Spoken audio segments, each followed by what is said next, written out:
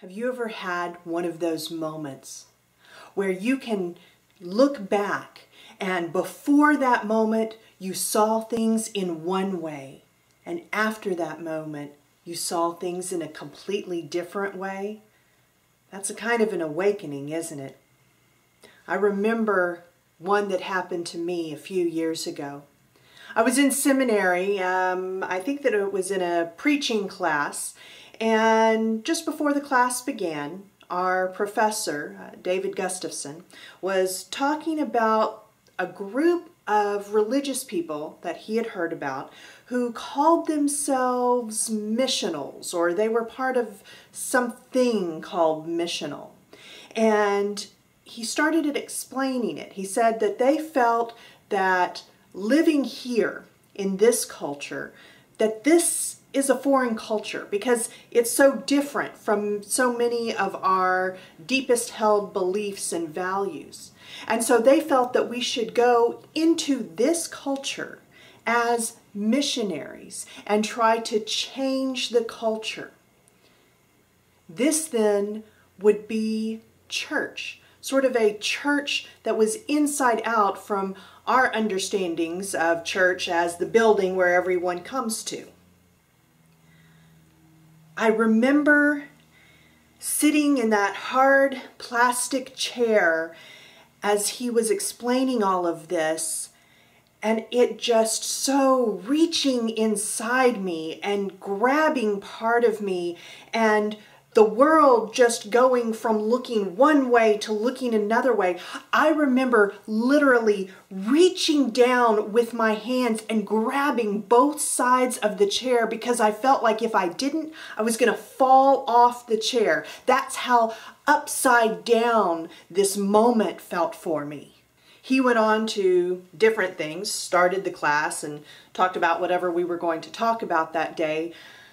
I can't remember because my mind was swirling with this whole idea of seeing church in such a different way. And I just instinctively knew that everything had just changed for me. My whole understanding of how I would do ministry, and indeed why I would do ministry, had changed.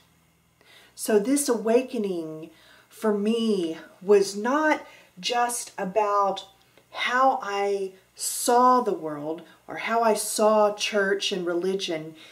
It changed what I do. It changed what I did.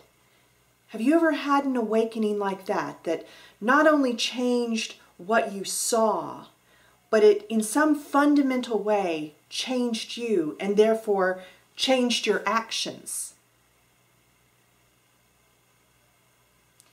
There are many stories about different types of religious people who have had these awakenings that have changed their lives. I think one of the more famous ones, although you may not know the full story, is the story of John Newton, who wrote the hymn Amazing Grace.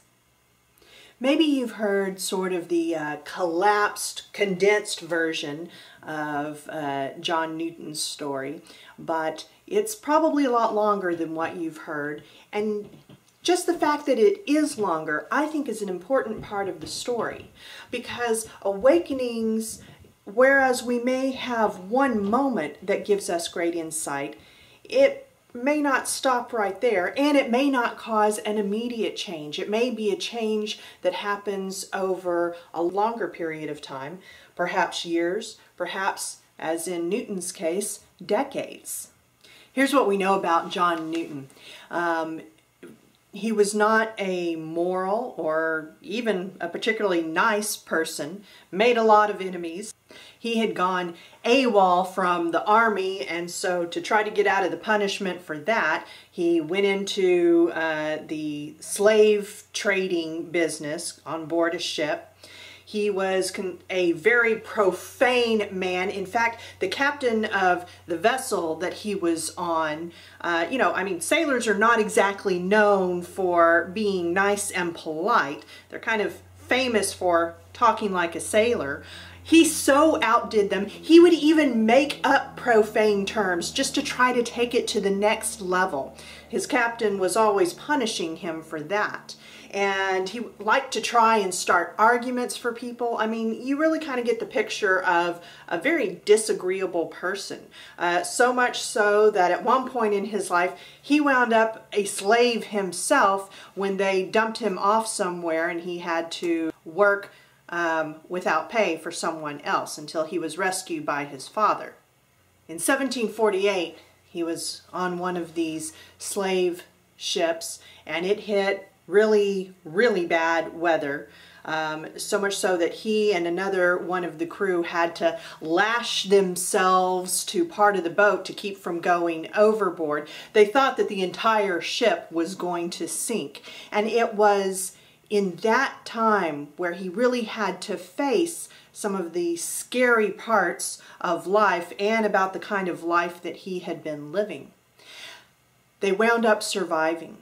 And that was his conversion moment. That was when he decided that he needed to make some changes in his life. But this was not an overnight change. No, it actually took 8 years of him continuing to live that way. Although apparently he did stop the profanity, but in all other ways, he continued living the same life, working on the slave ships, being a pretty disagreeable person, drinking, carousing, all of that stuff. And then about 8 years later, he realized he really did need to make a more serious change in his life. And so that was when he quit the slave industry and he began studying religion. That also took a long time. It was about 10 years after he had then decided, okay, I really need to change my life, before he became a priest. So he became a priest, started working. One thing that was noted about him was, unlike many of the Anglican priests at the time, dude was real, and he would tell real stories about being a sinner, being immoral, and how he had changed his life. And then one day he had a sermon to write, and he wanted some music to go along with it. And that's when he wrote Amazing Grace, looking back and remembering that night of terror and the amazing grace that came the next morning when he realized he was safe. Length of time between those two events? 24 years.